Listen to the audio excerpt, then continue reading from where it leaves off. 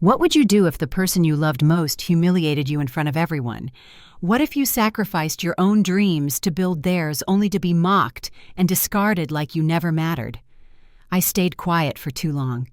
But the day I found out the truth, everything changed. This is how I went from invisible to unforgettable. My name is Helen Carter. I am a widow, an artist, and a grandmother. I've never had a big life, never needed one. My quiet little home in Montpelier, Vermont was all I wanted, a place where the wind hummed through the trees and the kitchen smelled faintly of turpentine and tea.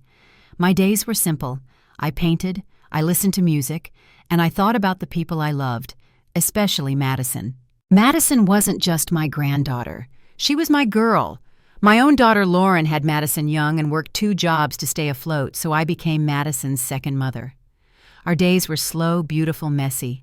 We finger-painted in the kitchen, collected dandelions for jelly jar bouquets, and rode tricycles down the cracked driveway. She used to call me Nana, not Grandma, not Granny, just Nana. Back then I was her whole world. But the years changed everything. Storybooks turned into iPads, kitchen paint sessions turned into Instagram posts, and our little world became just a memory. I kept loving her, though. I never stopped. And for 12 years, I did something she never knew. I built a college fund for her. Every month, I tucked away what little I could from my fixed-income birthday money grocery savings, skipped medications because Madison dreamed of going to CalArts. It was expensive, impossibly so, but I believed in her dream more than she did. For her 18th birthday, I wanted to give her something more than money, something that would remind her of who she used to be. I painted her a gift, not just any painting, but a memory. The old swing in our backyard, our golden retriever Max, the daffodils that bloomed outside her window every April. I spent weeks on that piece, each stroke a heartbeat. When I finished, I wrapped it carefully in brown paper, tied it with a white satin ribbon, and slipped a note inside. May your future be as bright as the little girl you used to be. I drove to the party with hope in my chest. But the moment I arrived, I knew this wasn't the kind of birthday I used to throw for her. No backyard barbecue, no homemade cake, no streamers taped to the porch. Instead, there were white linen tables under a giant tent, a DJ spinning pop music, a buffet that looked straight out of a wedding. Madison looked beautiful in her pink dress and impossibly high heels, laughing with friends who barely noticed me. Lauren spotted me eventually and offered a polite smile. "Oh, you made it," she said, like I was a distant cousin, not the woman who raised her child. I clutched the painting like glass and waited until Madison reached the gift table. She tore through box after box, designer bags, cash cards, gadgets. When she reached mine, she paused at the plain wrapping. "Oh, this one's from my Nana," she said with a forced little smile. She unwrapped the paper, opened the box, and held up the painting. Silence. Then came the laugh. "Are you serious?" she said, holding it up like a joke. "A painting?" "That's it," someone snickered. "Vintage vibes, I guess." Madison shrugged and propped it against the table leg like a piece of forgotten decor. Everyone moved on. No one saw my face. That was the thing about being invisible. No one noticed when you were in pain. I turned and walked back to my car. Each step heavy with years of birthday cakes, baked alone, scraped knees, kissed, better bills, prayed over so she could have ballet shoes in summer camp. I sat in the car and stared at my wedding band as tears fell silently into my lap. That painting was the most honest thing I had to give, and she had mocked it. When I got home, I didn't turn on the lights. I stood in the kitchen for a long time, then walked to the drawer where I kept the folder labeled College Fund Madison. It was thick with 12 years of sacrifice, every receipt, every deposit. I turned on my computer, logged into the bank, and stared at the balance I had built over more than a decade. Then I transferred every dollar into my personal account. Not to punish her, not for revenge. Because for the first time in my life, I was choosing me. The next morning, my phone buzzed with messages from Lauren. "Mom, you left so fast last night. Is everything okay?" I didn't answer. Not yet. I made tea, sat by the window, and stared at the woods until the kettle went cold. I had spent my entire life smoothing things over, apologizing, first keeping the peace, shrinking myself to keep everyone else comfortable. I wasn't doing that anymore. Around noon, Madison texted me, "Hey, sorry if the party was too much for you. It was kind of loud, lol." I read the message twice, then put the phone down. She didn't mention the painting, not the gift I had poured my heart into, not the look on my face when she laughed.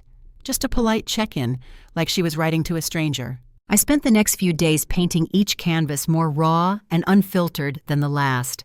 My hands shook as I worked, but for the first time in years, I didn't stop myself from feeling everything: anger, grief, relief. By Friday, the house was filled with color, but my chest still ached. Saturday morning, there was a knock at my door. Madison stood there in sweatpants and a messy bun, no makeup, no friends in tow. She was holding the painting. "Nana," she said quietly, "can I come in?" I stepped aside without a word. She set the painting on the table and stared at it for a long time. "I shouldn't have laughed," she said finally. "Everyone else was giving me big things and I didn't know what to say." "You didn't have to say anything," I replied, "but you did, and you can't take that moment back." Her shoulders slumped. "I didn't mean to hurt you." "I know," I said, "but you did." She blinked hard like she hadn't expected me to say it. Then slowly she sat down. "I used to love that swing," she said, nodding toward the painting. "I used to think you were magic, Nana. You made everything feel safe." "I tried," I whispered. "I didn't know you saved for me," she admitted, her voice breaking. "Mom told me college was covered, so I thought." I stopped her gently. "I did save for you, for 12 years, but it's not for you anymore." Her head snapped up. "What?" "I used that money for something else," I said, my voice steady. "For me. For the first time in my life, I chose myself." Tears welled in her eyes. "So I can't go to CalArts?" "You still can," I said softly, "but not with my help. I will always love you, Madison. But I am done giving up my health and my happiness so everyone else can have what they want." She looked like she wanted to argue, but then she just nodded slowly, her tears spilling over. "I don't know if I can do this without you." "You can," I said, "and if you choose to try, I will be here cheering for you, but not fixing everything for you." She left soon after, clutching the painting to her chest like it was fragile. Lauren called that night furious. "How could you do this to her? She's 18, Mom. She was counting on you." "No," I said calmly. "She was counting on my silence, on me quietly sacrificing again." "I won't do it, Lauren. Not anymore." There was a long pause. "You've changed," she said finally, like it was an accusation. "Yes," I replied, "I have." When I hung up, I expected to feel guilty. Instead, I felt lighter than I had in years. 2 weeks later, something unexpected happened. I got a call from the local gallery where I'd shown a few pieces years ago. "Helen, the owner, said, I saw your new work online. The colors, the emotion, it's breathtaking. Would you consider a solo show?" For a long moment, I just held the phone to my ear, stunned. Then I heard myself say yes. I would love that. I hung up and looked around my little house. It was still quiet, still mine, but now it felt alive again. For the first time in years, I wasn't just living. I was becoming.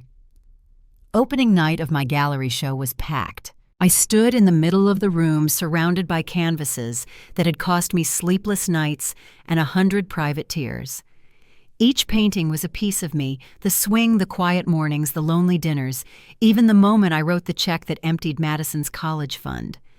They were all there, bold and unapologetic on the walls. I wore a simple black dress, my silver hair pinned back, my shoulders square. For the first time, I didn't feel like someone's mother, someone's grandmother, someone's caretaker.